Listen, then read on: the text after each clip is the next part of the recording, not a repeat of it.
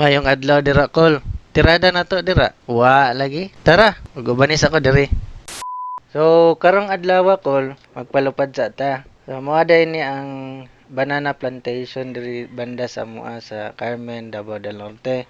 FYI sa ta kol, ang Philippines is second largest banana exporter sa tibuok kalibutan. While ang top exporter ana kol is ang Ecuador, which is located sa South America. Tapad na siya sa Colombia. At least 80% na mga banana ang na-export gikan sa Pilipinas kay gikan sa Davao region. And then napoy uban gikan pod sa Northern Mindanao, Sorsogon o Bukidnon. Pero ang pinakadako gid kol kay ang Davao region gid. Sa pagpalupad na kog drone na Nicole, dili gid malukop tanan sa drone. Layo pa kayo ning stretch. Unahan pa gid kayo ni. Ngana ka lawak ang kuan, banana plantation diri banda sa mua. Maskin pag moadto pa ka sa unahan kol.